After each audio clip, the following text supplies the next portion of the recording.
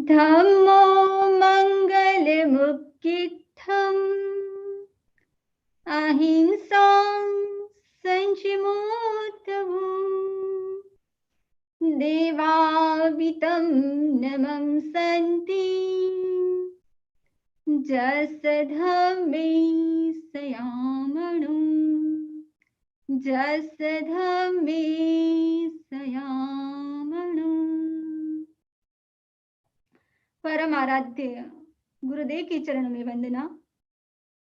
जिज्ञासु बंधुओं और बहनों, श्री उत्तराधन सूत्र आज हम 2 चैप्टर की चर्चा करेंगे, chapter number 21 and chapter number 31। तो सबसे पहले हम चैप्टर 21 की चर्चा करेंगे। उस अध्ययन के अंतर्गत 24 श्लोक हैं।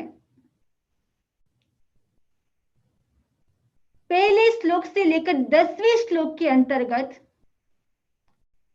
समुद्रपाल की कथा के बारे में बताया गया है और उसके बाद 11वें नंबर से श्लोक से लेकर 23वें नंबर के श्लोक तक उसमें शिक्षा, दीक्षा और साधु जीवन में किस तरह उसका पालन करता है, 5 महाव्रत, 5 समिति और 3 गुप्तिका और समाचरित का किस प्रकार पालन करता है, उसके बारे में बताया गया है।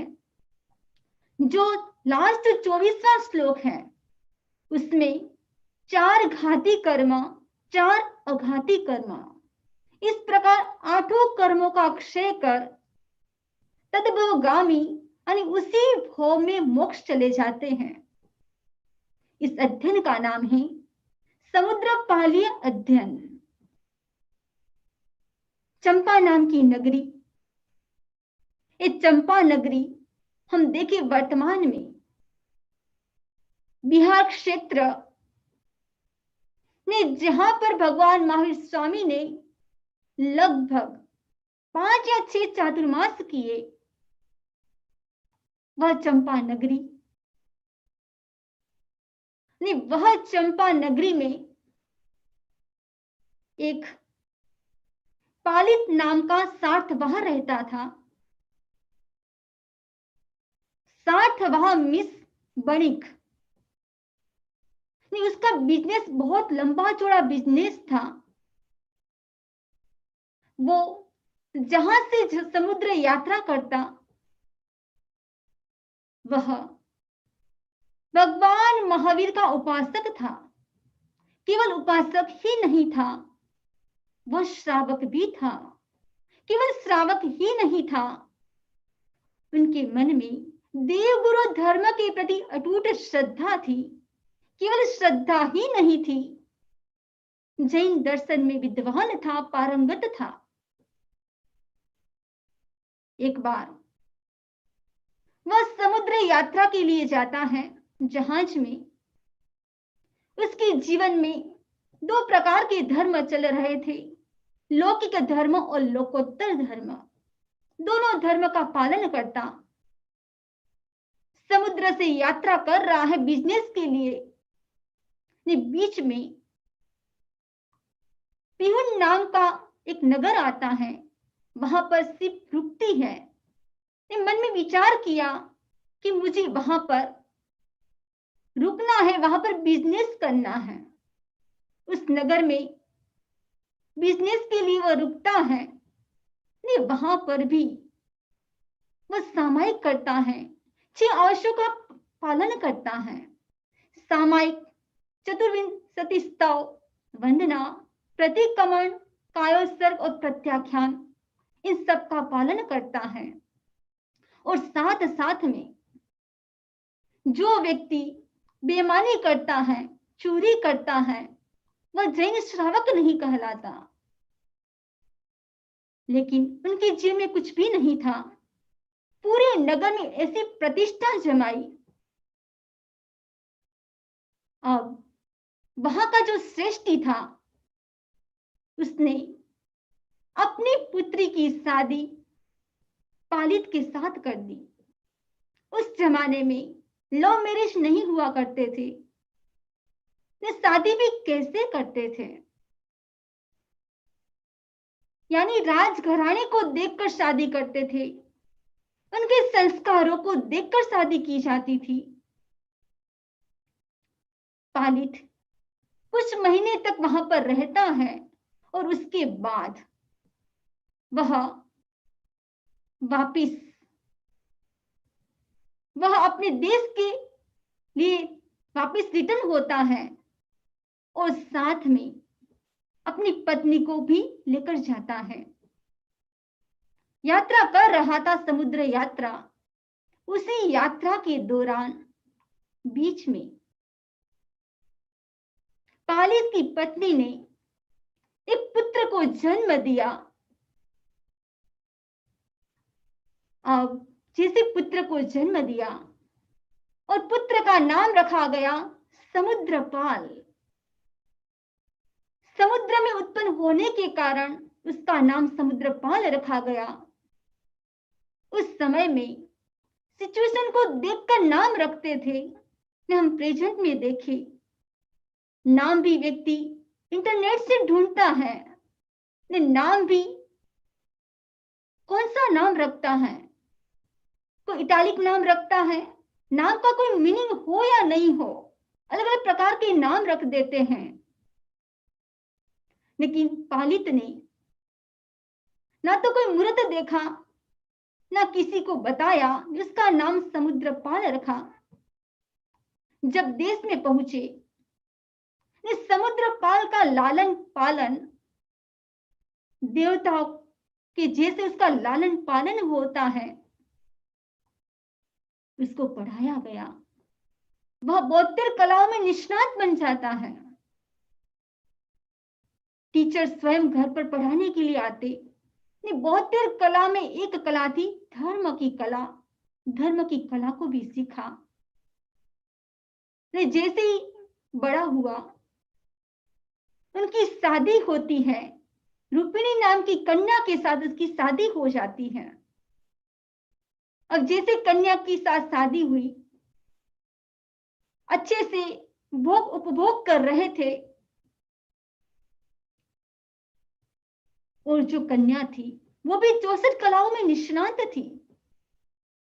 एक बार समुद्रपाल झरोखे में बैठा हुआ, यानी विंडो के पास बैठा था, पूरे नगर को दृश्य को निहार रहा था।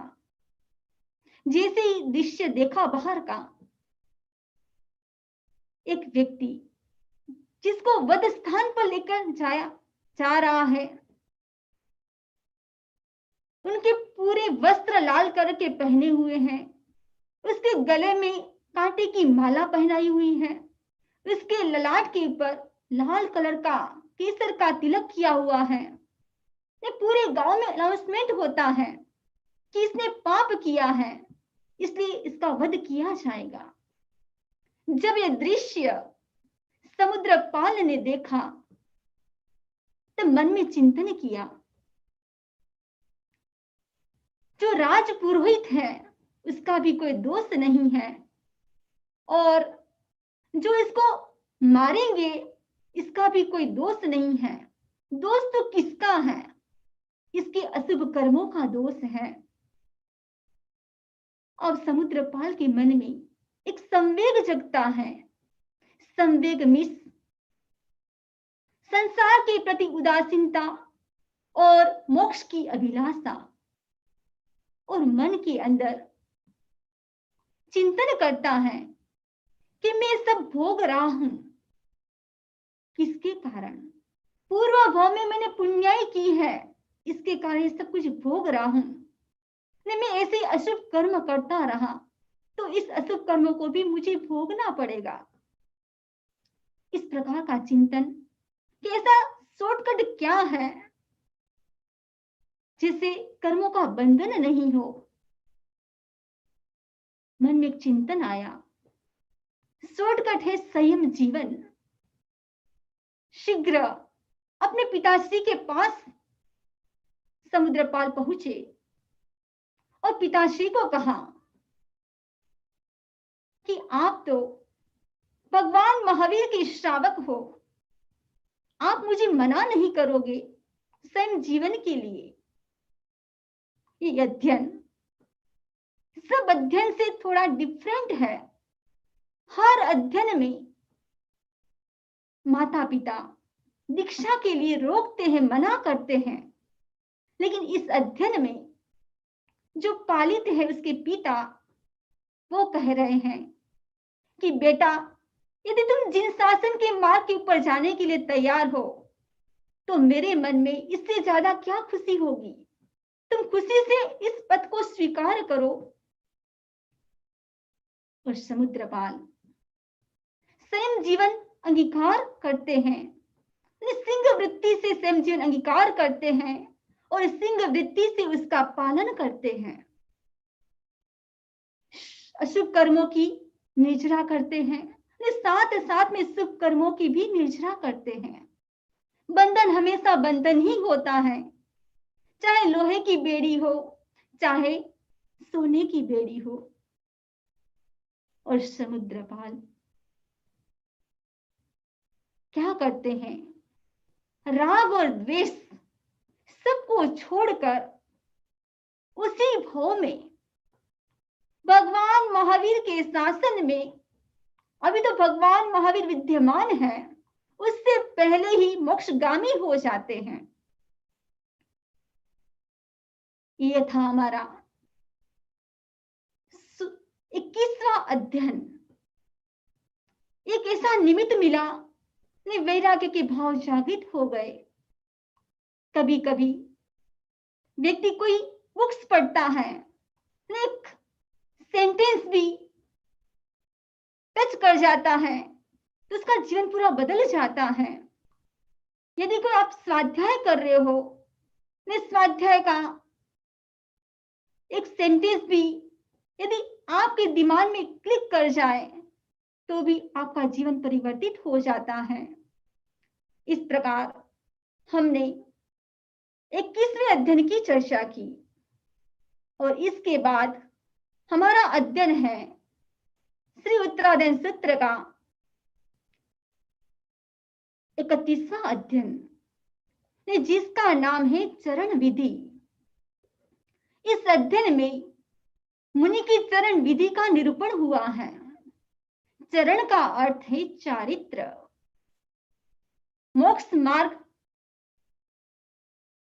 के 4 प्रकार बताए गए हैं: सम्यक ज्ञान, सम्यक दर्शन, सम्यक चारित्र, सम्यक तप। चरण का प्रारंभ यतना से होता है, अंत होता है और निवृत्ति से।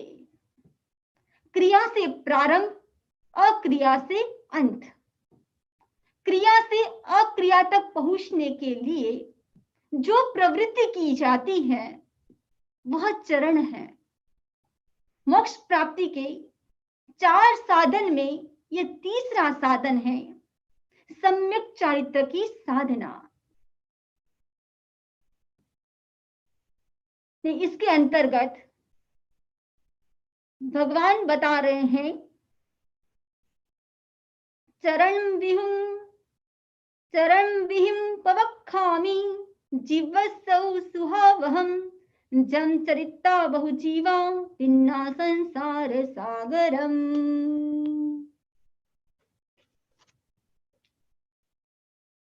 अब मैं जीव को सुख देने वाली उस चरण विधि का कथन करूंगा जिसका आचरण कर बहुत से जीव संसार सागर को तर गए। अब भगवान उस चरण विधि के बारे में बताएंगे। वो कौन सी है चरण विधि जिससे बहुत सारे जीव संसार सागर को पार हो गए। तो दूसरे श्लोक के अंतर्गत बताया गया है, भिक्षु एक स्थान से निवृत्ति करे और एक स्थान में प्रवृत्ति करे, और स्वयं से निवृत्ति करे और स्वयं से प्रवृत्ति करे। प्रवृत्ति और निवृत्ति ये 2 साधना के अंग हैं। मन वचन काय की गुप्ति का अर्थ है निवृत्ति और मन वचन काय की सम्यक क्रिया का अर्थ है प्रवृत्ति। संयम से निवृत्ति, असंयम से निवृत्ति और संयम में प्रवृत्ति। हर क्रिया में संयम, खाने में संयम, बोलने में संयम, देखने में संयम, चलने में संयम, उठने में संयम। यानी हर क्रिया में क्या होना चाहिए? संयम। तीसरे श्लोक में बताया गया राग और द्वेष ये दो पाप कर्म के प्रवर्तक हैं। जो भिक्षु सदा इनका निरोध करता है वह संसार में नहीं रहता। राग ऐसी प्रवृत्ति है जिसको छोड़ना ज्यादा कठिन है, द्वेष को छोड़ना कुछ आसान है। किसके प्रति राग? फैमिली के प्रति राग, फ्रेंड्स के प्रति राग, साधु का साधु के प्रति राग हो जाता है, गुरु का शिष्य के प्रति, शिष्य का गुरु के प्रति राग। एक प्रसंग आता है, आचार्य शुद्ध केवली स्वयंभव, जिसको अपने शिष्य के प्रति राग था, उनका पुत्र मनक अपने पिता की खोज के लिए निकला, ने आचार्य स्वयंभव के पास आया और कहा कि मेरे पिता भी आपके जैसे ही हैं, क्या आप उनको जानते हो? तो स्वयंभव ने कहा कि हाँ, मैं जानता हूं। उनको उपदेश दिया, ने जैसे ही उपदेश दिया और मनक के मन में वैराग्य के भाव जागृत हो गए, दीक्षित हो गया। दीक्षा लेने के बाद आचार्य ने ज्ञान से जाना कि इनका आयुष्य कम है, नहीं वो ज्यादा स्वाध्याय नहीं कर पाएगा। इसीलिए आचार्य स्वयंभव ने एक आगम का निरूढ़ किया, वो है 10वें कालिक सूत्र। आज भी सभी साधु साध्वी इसको कंठस्थ करते हैं। लगभग दीक्षा के बाद 6 महीने के बाद मुनि मनक का देवलोक गमन हो जाता है। आचार्य स्वयंभव की आंखें नम हो जाती हैं। सभी साधुओं ने पूछा क्या बात है, आप इतने विद्वान हो, जानकार हो, आपकी आंखें इतनी नम? तब आचार्य ने कहा इसका मेरे साथ 2 संबंध थे। एक संबंध था शिष्य का संबंध और दूसरा संबंध था पुत्र का संबंध। तब सब मुनियों ने कहा हमको पहले बताते तो उनकी हम सेवा करते, उनसे काम नहीं करवाते। तब आचार्य ने कहा यदि मैं आपको पहले कह देता तो वो अपने कर्मों की निष्ठा कैसे करता?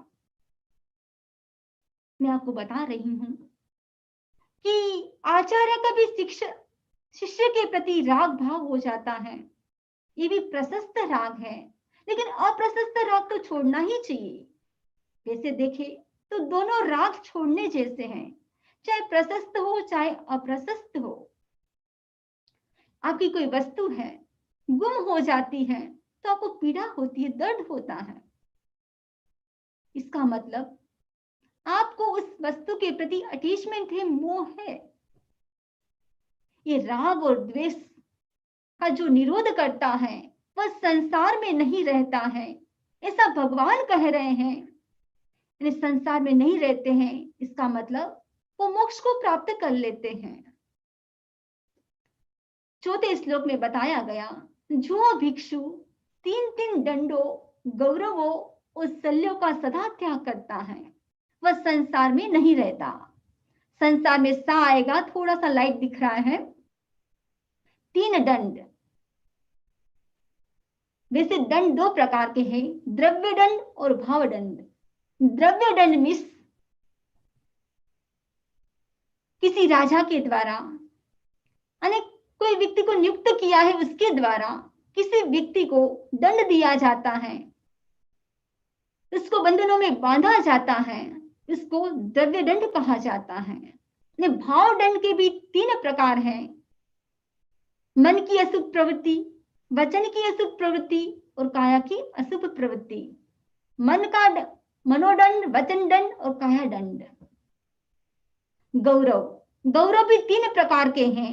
रिद्धि गौरव, रस गौरव, सात गौरव। रिद्धि गौरव यानी ऐश्वर्य का अभिमान। रस गौरव, रसों का अभिमान। सात गौरव, सुखों का अनुभव। यानी जो 5 इंद्रियों के जो सुख है उसके प्रति क्या करता है, उसका भी अभिमान करता है। शल्य, शल्य 3 प्रकार के बताए गए हैं। माया शल्य, निदान शल्य और मिथ्या दर्शन शल्य। शल्य मीन्स कांटा। माया शल्य यानी छल कपट करना, अपनी बात को ढकने की वृत्ति, ये भी एक प्रकार का शल्य है। निदान यानी आकांक्षा करना, मेरी तपस्या का फल हो तो मुझे अमुक चीज मिले, भौतिक पदार्थ मिल जाए, ये आकांक्षा रखना निदान शल्य है। मेरी तपस्या का फल हो तो मुझे पुत्र की प्राप्ति हो जाए, मेरी तपस्या का फल हो तो मैं उसको अगले जन्म में मानने वाला बनूं, ये सब क्या है, निदान शल्य है।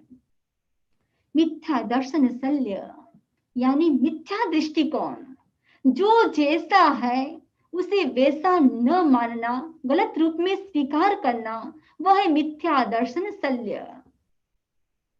शल्य को आलोचना के द्वारा छोड़ा जा सकता है। ये शल्य हमेशा कष्टकारी होता है। पैर में कांटा चुभ जाता है तो चलना मुश्किल हो जाता है। जब कांटा निकल जाता है तो व्यक्ति को चैन की सांस आती है, कितना अच्छा लगता है। उसी प्रकार इस शल्य छोड़ने जैसे हैं, ने शल्य निकालने से शांति मिल जाती है।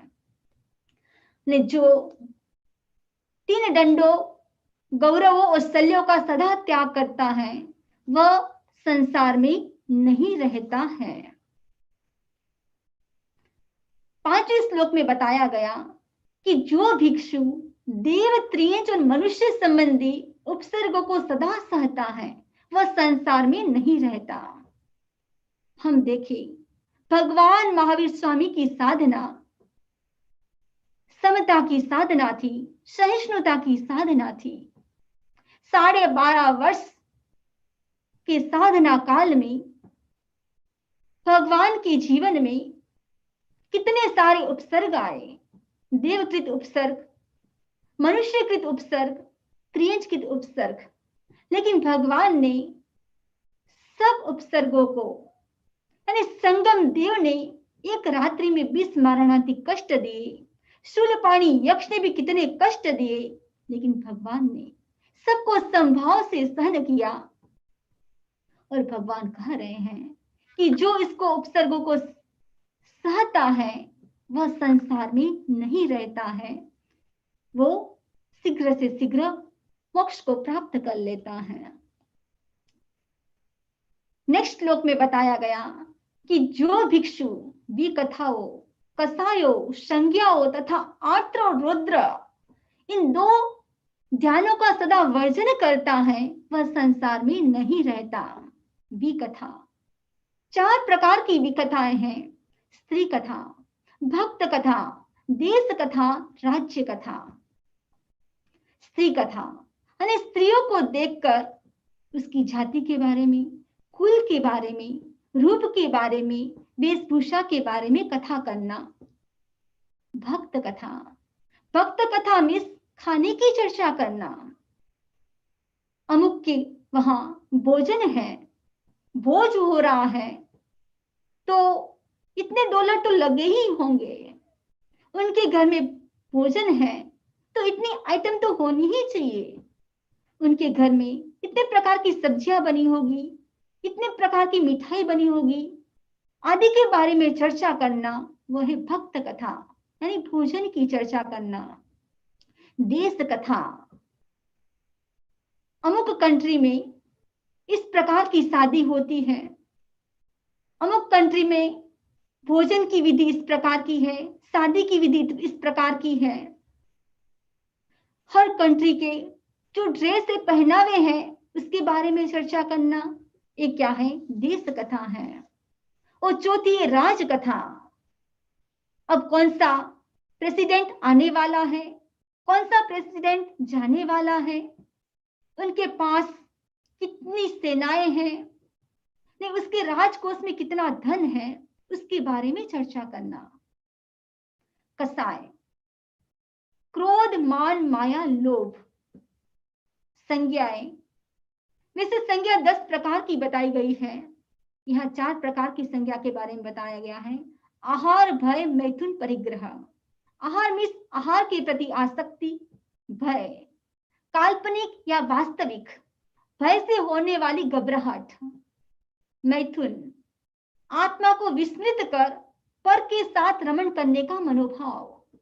परिग्रह, परिग्रह मीन्स पदार्थ के प्रति आसक्ति, ममत्व भाव।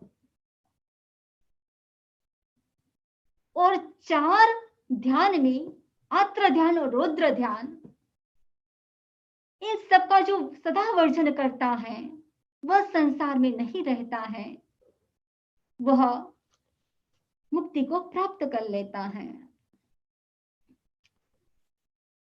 7वें श्लोक में बताया गया कि जो भिक्षु व्रतों और समितियों के पालन में, इंद्रिय विषयों और क्रियाओं के परिहार में सदा यत्न करता है, वह संसार में नहीं रहता।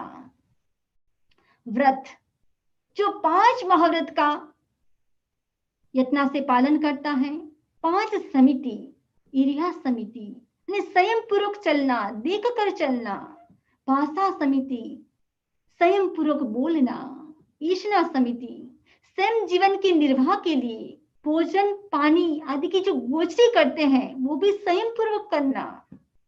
आदान निक्षेप समिति, जो भी उपकरण है साधु के, बुक से पेन है, उस उपकरणों को भी यत्नपूर्वक रखना, यत्नपूर्वक उठाना, किसी जीव की यत्ना नहीं हो, जयना नहीं हो।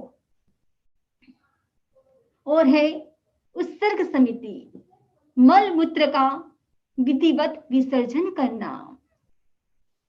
और इंद्रियों के विषय, 5 इंद्रियों के 30 विषय हैं, उसमें जागरूक रहना। और क्रियाएं, क्रिया 5 प्रकार की है। काय की यानी शरीर से होने वाली क्रिया, दूसरी है आधिकरणी की यानी शस्त्र के रूप में प्रयोग करने वाली क्रिया, उससे होने वाली हिंसा। और तीसरी है प्रादोषिकी यानी कसाय से होने वाली हिंसा। पारितापनिकी, किसी प्राणी को कष्ट पहुंचाने से होने वाली क्रिया। प्राणातिपात, जान से मार देने वाली क्रिया। जो इस सब का परिहार करता है, सदा इसमें यत्न रखता है, जागरूक रहता है, वह संसार में नहीं रहता है।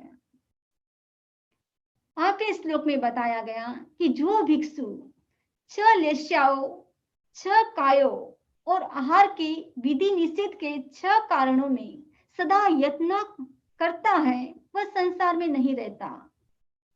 6 लेश्या, कृष्ण लेश्या, नील लेश्या, कापोत लेश्या, तेजस लेश्या, पद्म लेश्या, शुक्ल लेश्या। 6 प्रकार की काय, पृथ्वी काय, अपकाय, तेजस काय, वायु काय, वनस्पति काय और त्रस काय।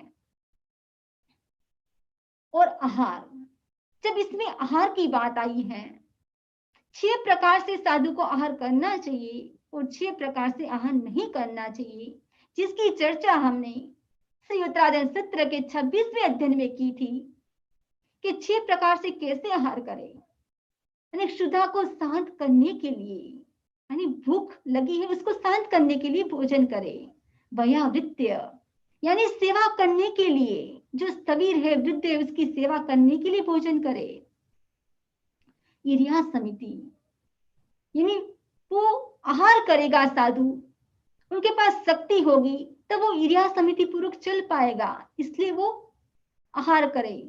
संयम, संयम जीवन के पालन के लिए और जीवन जीवित रहने के लिए और धर्म क्रिया करने के लिए, ये 6 कारणों से भिक्षु क्या करे? आहार करे।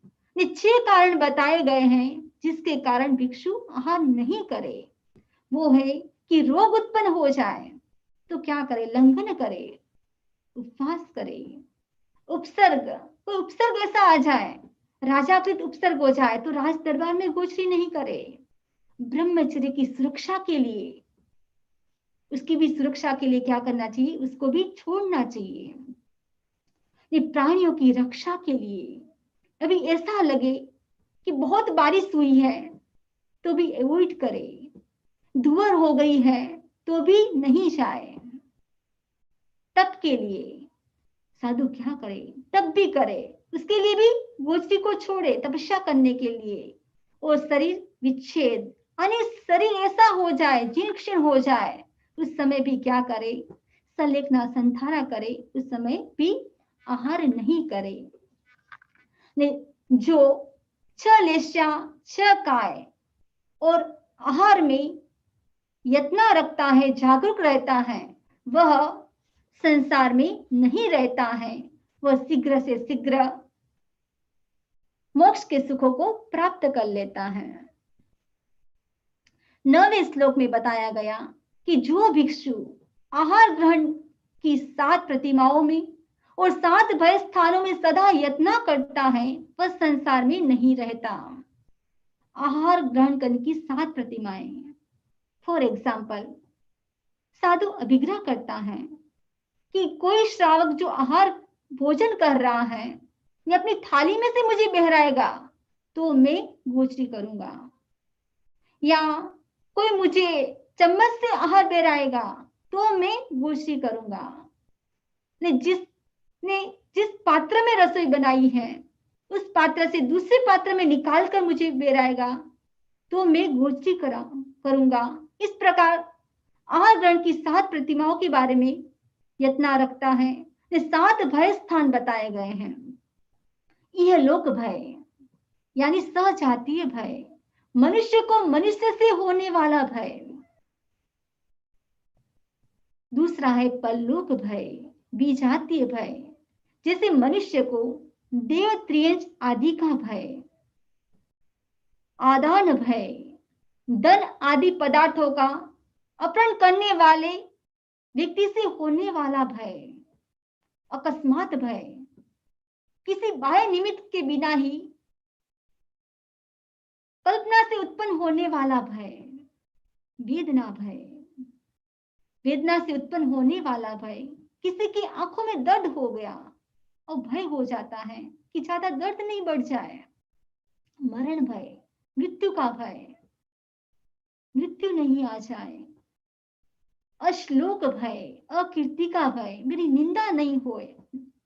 इस प्रकार जो आहार ग्रहण करने की 7 प्रतिमाओं में और 7 भय स्थानों में जागरूक रहता है, यत्न रखता है, वह संसार में नहीं रहता है, ऐसा भगवान फरमा रहे हैं। उसके बाद 10वें श्लोक में बताया गया कि जो भिक्षु 8 मद स्थानों में, ब्रह्मचर्य की 9 गुप्तियों में और 10 प्रकार के भिक्षु धर्म में सदा यत्न करता है, वह संसार में नहीं रहता है। 8 प्रकार के मद स्थान वो है 8 प्रकार के अभिमान, जाति का अभिमान, कुल का अभिमान, बल का अभिमान, रूप का अभिमान, तप का अभिमान, शुद्ध का अभिमान, लाभ का अभिमान, ऐश्वर्य का अभिमान। किसी का भी अभिमान नहीं करना चाहिए। एक बार एक शिष्य गुरु के पास ज्ञान ले रहा था, शिक्षा ली और शिक्षा पूर्ण होने के बाद गुरु को कहा कि मैं दक्षिणा में कुछ मोहरे देना चाहता हूं। गुरु ने कहा, ये मोहरे तो तुझे काम आएगी, देना ही है तो ऐसी चीज दे जो तुम्हारे बिल्कुल काम की नहीं है। शिष्य ने सोचा कि गुरु लेना ही नहीं चाहते तो मैं क्या करूं। वो बाहर जाता है, ने बाहर देखा, रेत पड़ी थी। उसने कहा, ये तो बिल्कुल काम की नहीं है। तब गुरु ने कहा, अरे मूर्ख, इतने में तो रेत बोल पड़ी कि मैं भी बेकार नहीं हूं। आपको जो अनाज मिलता है, फल फूल मिलता है, वो किसकी देन है? वो रेत से ही तो उत्पन्न होता है। शिष्य बाहर गया और देखा कि और क्या है जो काम की वस्तु नहीं है। उसने देखा एक पत्थर है, बिल्कुल काम का नहीं है। गुरु को कहा कि ये मैं दक्षिणा में देना चाहता हूं। गुरु ने कहा, अरे बेवकूफ। पत्थर ने कहा, मैं भी बेकार नहीं हूं। तुम कहां पर रहते हो? मकान में वो किससे बने हुए हैं? गुरु ने कहा, ऐसी वस्तु लाओ जो बेकार की हो। बाहर गया, कीचड़ पड़ा था कि क्या ये तो बिल्कुल काम का नहीं है। तब कीचड़ ने कहा, मैं भी बेकार नहीं हूं। जो फसल होती है वो कहां पर होती है? उससे तो होती है। गुरु ने कहा कि देना तो ऐसी चीज जो बिल्कुल बेकार की है। शिष्य ने चिंतन किया, ऐसी क्या वस्तु जो बिल्कुल बेकार की है?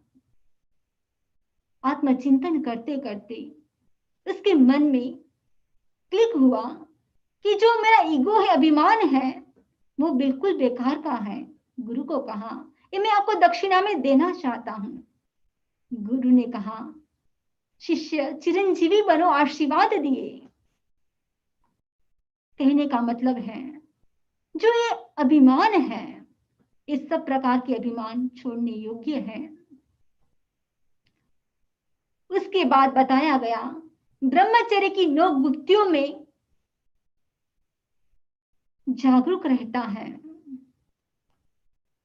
और साधु के लिए बताया गया है कि जो निग्रंथ होता है, वह स्त्री पुरुष नपुंसक के आसन का सेवन नहीं करे, स्त्रियों के बारे में कथा नहीं करे, उसकी बात नहीं करे, स्त्रियों के साथ एक आसन पर नहीं बैठे।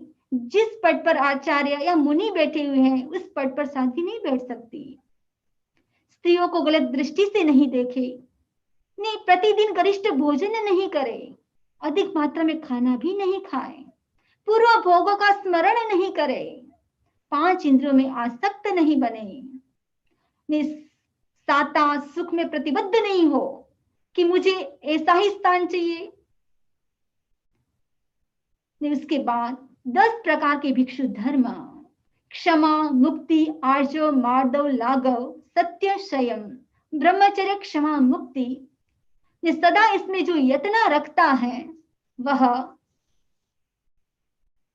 कहां चला जाता है? वो मोक्ष को प्राप्त कर लेता है। इसके बाद 11वें श्लोक में बताया गया कि जो भिक्षु उपासकों की 11 प्रतिमाओं तथा भिक्षु की 12 प्रतिमाओं में सदा यत्न करता है, वह संसार में नहीं रहता। चाहे श्रावक साधक हो, चाहे भिक्षु साधक हो, इसमें यत्न करना जरूरी है। भिक्षु की 12 प्रतिमा बताई गई है, श्रावक की 11 प्रतिमाएं होती हैं। उसको मैं शॉर्ट में आपको बता दूं कि दर्शन प्रतिमा, उसका समय है 1 महीने का। नहीं, इसमें धर्म में रुचि रखता है, ने सम्यक्त्व के दोषों का वर्जन करता है। दूसरी व्रत प्रतिमा, उसका समय 2 महीने का, उसे 5 अनुव्रत और 3 गुण व्रत को धारण करता है, पोषित करता है। तीसरी है सामायिक प्रतिमा, उसका समय है 3 महीना और उसमें वह सामायिक करता है, देशावकाशिक व्रत धारण करता है। चौथी पोषित प्रतिमा और उसके अंतर्गत वह अष्टमी, चौदस, अमावस्या, पूर्णिमा के दिन परिपूर्ण पोषण करता है। उसका समय है 4 महीना। कायोत्सर्ग, उसका समय है 5 महीना।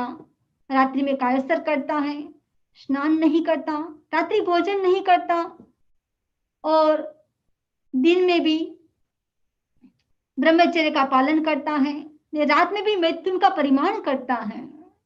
छठी ब्रह्मचर्य, उसका समय 6 महीना, सर्वथा सील का पालन करता है। 7वीं सचित प्रतिमा, उसका समय है 7 महीना। सचित आहार का त्याग करता है। सचित श्रावक कहते हैं आज मैं सचित पानी नहीं पीऊंगा, यानी मैं अचित पानी पीऊंगा, उबला हुआ पानी पीऊंगा। तो इसमें तो संपूर्ण सचित आहार का त्याग करता है। उसके बाद है आरंभ प्रतिमा, उसका समय है 8 महीने का। ये स्वयं आरंभ समारंभ नहीं करता है, न खुद खाना बनाता है। उसके बाद 9वीं है प्रेष्य प्रतिमा, उसका समय है 9 महीना। जो अपने हेल्पर है उससे भी आरंभ समारंभ नहीं कराता है, अगली में तो खुद नहीं करता है, उसके बाद जो भी हेल्पर है नौकर चाकर उससे भी नहीं करवाता है। उसके बाद है उद्दिष्ट वर्जक प्रतिमा, उसमें बताया गया है कि उसमें वो क्या करता है कि जो अपने निमित्त से जो बना हुआ आहार है वो नहीं लेता है, और साथ में मुंडन करता है या फिर शिखा धारण करता है। ने कोई उसको पूछे तो परिवार के बारे में इतना ही बताता है कि मैं जानता हूं या नहीं जानता हूं। उसके बाद है श्रमणभूत प्रतिमा, वो जो उसका समय है 11 महीने का, उसमें भी वह या तो लोचन करता है या मुंडन करता है, और साधु के उपकरण, साधु का वेश धारण करता है, और गोष्ठी के लिए वह अपने ज्ञाति जनों के वहां जाता है। ये जो प्रतिमा है, जो भी एक के बाद दूसरी स्टार्ट की तो आगे वाली प्रतिमा वो कंटिन्यू रहती है। ये पूरी कंप्लीट होने में लगभग 5 साल और 8 महीने लगते हैं। ये प्रतिमा भगवान महावीर के समय में श्रावक किया करते थे, अभी भी करते होंगे पर बहुत कम। और उसके बाद बताया गया है 12वें श्लोक में, जो भिक्षु 13 क्रियाओं, 14 जीव समुदायों और 15 परमाधामी देवों में सदा यत्न करता है वह संसार में नहीं रहता है। अब 13 प्रकार की क्रिया, क्रिया का मतलब है कर्म बंधन की हेतुभूत चेष्टा को क्रिया कहा जाता है। अनर्थ हिंसा, बिना प्रयोजन मोह शोक के लिए की जाने वाली हिंसा, हिंसा दंड, उसने मुझे मारा, मुझे मारता है, मारेगा, इसलिए उसकी हिंसा करना। इस सब क्रिया के 13 प्रकार बताए गए हैं।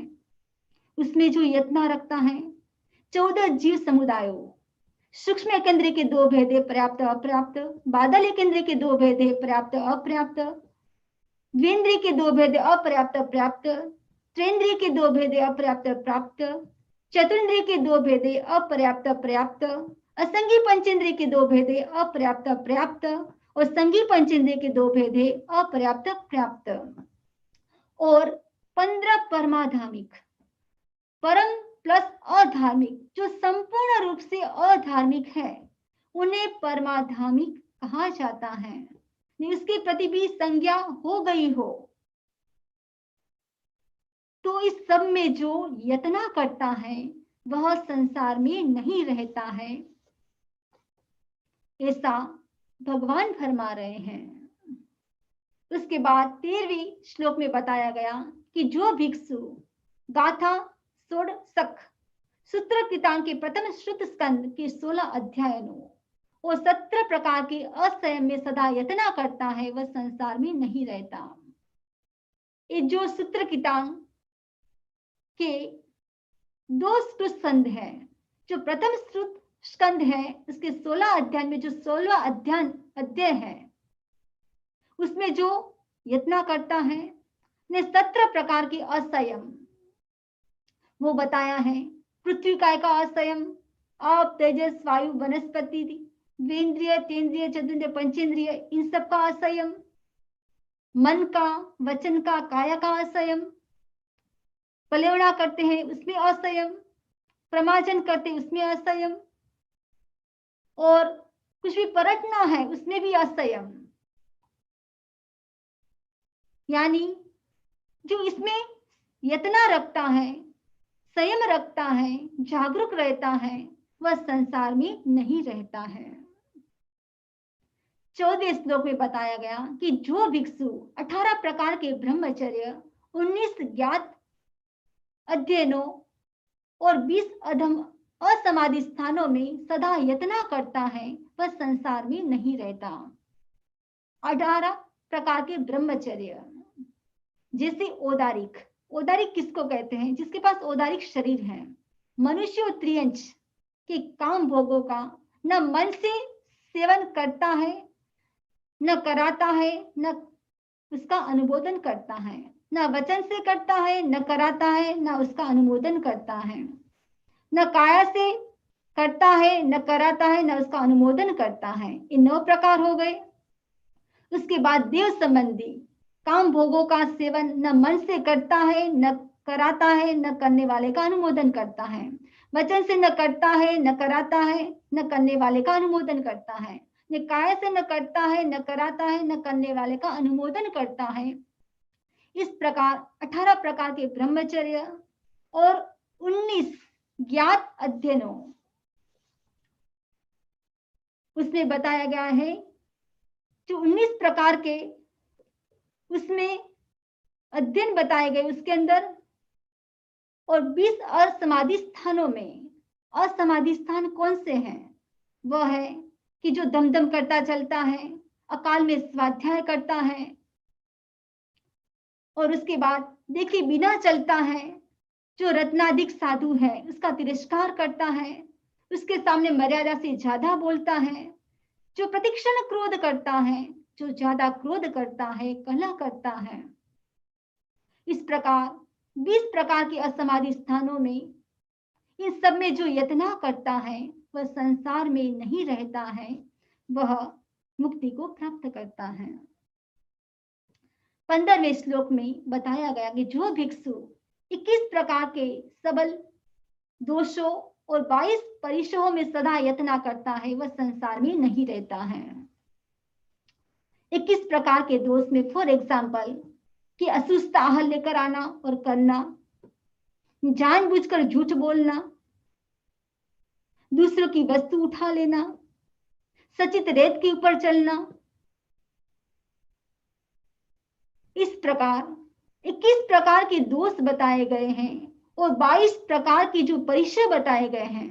हमने चर्चा की थी उत्तरायण सूत्र का दूसरा अध्ययन, जिसके अंतर्गत 22 परिचय के बारे में बताया गया है। इसमें जो यत्न करता है वह संसार में नहीं रहता है, वह शीघ्र से शीघ्र मोक्ष का वर्ण कर लेता है। 16वें श्लोक में बताया गया कि जो भिक्षु सूत्रकृतांग के 23 अध्ययनों और 24 प्रकार के देवों में सदा यत्न करता है, वह संसार में नहीं रहता है। जो सूत्रकृतांग है उसको जो 23 अध्ययन है उसमें जो बात बताई गई है उसमें यत्न करता है। ये 24 प्रकार के जो देव हैं, 10 भुवनपति, 8 वेंतर और 5 ज्योतिष, 1 वैमानिक, इसमें सब प्रकार के देव आ जाते हैं। उसमें भी जो यत्न रखता है वह संसार में नहीं रहता है।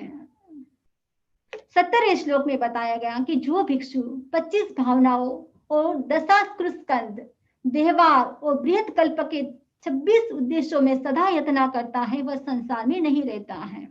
25 भावना, अहिंसा महाव्रत की 5 भावना, सत्य महाव्रत की 5 भावना, अचौर्य महाव्रत की 5 भावना, ब्रह्मचर्य की 5 भावना और अपरिग्रह की 5 भावना। ऐसी 25 भावनाओं में जो ये आगम बताए गए हैं, उसमें जो बात बताई गई है, उसमें जो यत्न करता है वह संसार में नहीं रहता है। 18वें श्लोक में बताया गया कि जो भिक्षु साधु के 27 गुणों और 28 आचार प्रकल्पों में सदा यत्न करता है, वह संसार में नहीं रहता है। साधु के 27 गुण बताए गए हैं, उसमें जो यत्न करता है 28 प्रकल्पों, यानी प्रकल्प का अर्थ है वह शास्त्र जिसमें मुनि के कल्प व्यवहार का निरूपण हो। आचरण का दूसरा नाम है प्रकल्प,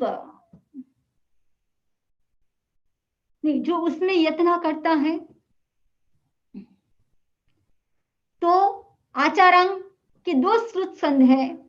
जो पहला श्रुत स्कंध है उसमें 9 अध्ययन और दूसरे में 6 अध्ययन, और निशी सूत्र के 3 अध्ययन। इस प्रकार के 28 अध्ययन जो बताए गए हैं, उसमें जो यत्न करता है वह संसार में नहीं रहता है। और 19वें श्लोक में बताया गया कि जो भिक्षु 29 पाप शुद्ध प्रसंगों और 30 मोह के स्थानों में सदा यत्न करता है वह संसार में नहीं रहता है। तो 29 पाप शुद्ध प्रसंग कौन से हैं? जैसे भूकंप आदि के फल को बताने वाला निमित्त शास्त्र, क्योंकि साधु को नहीं कलपता है। तिल मसा आदि के फल को बताने वाला निमित्त शास्त्र, सपना के शुभाशुभ फल को बताने वाला निमित्त शास्त्र, उसमें जागरूक रहता है। और 30 मोह स्थान, अब जैसे किसी का विश्वासघात करना, देव है, देव के दर्शन नहीं होते हैं, फिर भी कहता है कि मुझे देव के दर्शन होते हैं। मोक्ष मार्ग की निंदा कर और जनता को उससे विमुख करना, और तपस्वी होते हुए भी अपने आप को तपस्वी कहना, यानी इसमें जो सब में जागरूक रहता है वह संसार में नहीं रहता है। उसके बाद 20वें श्लोक में बताया गया कि जो भिक्षु सिद्धों के 21 आदि गुणों, 32 योग संग्रह तथा 33 असाधनाओं में सदा यत्न करता है वह संसार में नहीं रहता है। 32 तो योग संग्रह माने भिक्षु के सिद्धों के जो 21 आदि गुण हैं उसमें जागरूक रहता है। जो 32 योग संग्रह में मन वचन काय के व्यापार को योग कहते हैं। यहाँ योग प्रशस्त बताया गया है कि शिष्य के द्वारा गुरु के पास आलोचना करना, आपत्ति के समय में धर्म में दृढ़ रहना, शास्त्र को पढ़ना पढ़ाना, परीक्षा को सहन करना, आश्रय का निरोध करना, इसमें भी जो यत्न करता है। और 33 असाधनाओं में जैसे छोटे साधु का बड़े साधु के आगे चलना, उसके आगे बैठना, अरे कोई रत्नाधिक पूछे तो पूछने के बाद यदि वो जाग गए हैं फिर भी उत्तर न देना, इस प्रकार की जो 33 असाधनाओं में जो यत्न करता है, जागरूक रहता है, वह संसार में नहीं रहता है। और लास्ट श्लोक में बताया गया कि जो भिक्षु जो पंडित भिक्षु इस प्रकार इन स्थानों में सदा यत्न करता है वह शीघ्र ही समस्त संसार से मुक्त हो जाता है। ऐसा मैं कहता हूं, ऐसा भगवान कहते हैं कि जो भी ये चरण विधि बताई गई है उसमें सब में जो यत्न करता है, यत्न करने से वह शीघ्र मुक्ति का वरण कर लेता है। मोक्ष को समझ लेने का नाम सम्यक दर्शन। मोक्ष को समझने का मतलब है आत्मा को समझना। आत्मा मोक्ष 2 बात नहीं है, एक ही बात है। जो मोक्ष है वह आत्मा है, जो आत्मा है वह मोक्ष है। प्रश्न होना स्वाभाविक है, आत्मा कहाँ है, आत्मा का स्थान कहाँ है? जैन दर्शन में आत्मा को शरीर प्रमाण माना है। आत्मा सारे शरीर में व्याप्त है। शरीर में भी कहाँ? चमड़ी में आत्मा नहीं है, खून में आत्मा नहीं है। हमारे शरीर में 7 धातुएं हैं, रक्त, रस, मज्जा, मांस, चर्बी, शुक्र, हड्डी, इनमें किसी में भी आत्मा नहीं है। आत्मा केवल नाड़ी तंत्र में है। आत्मा पूरे शरीर में फैली हुई है, क्योंकि जो नाड़ी तंत्र है हमारे पूरे शरीर में फैला हुआ है। पैर में कांटा चुभता है, कांटा चुभता है तो क्या मांस को दर्द होता है? नहीं, वो नाड़ी तंत्र के पास जब पहुंचता है तब दर्द होता है। इसका मतलब ये अनुभव किसको होता है? आत्मा को होता है। हम आत्मा को समझे और साथ साथ में हर क्रिया में हम क्या रहे? जागरूक रहे।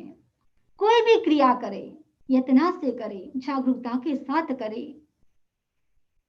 यदि साधक इस प्रकार की क्रिया करता है तो वो भी शीघ्र से शीघ्र इस संसार सागर से पार होकर वह मोक्ष को यानी मुक्ति का वर्ण कर लेता है। ऐसा भगवान फरमा रहे हैं। ने जो भगवान फरमा रहे हैं वो बिल्कुल सत्य है। हम इस प्रकार की क्रिया करें इसी भावना के साथ। ओम अरहम।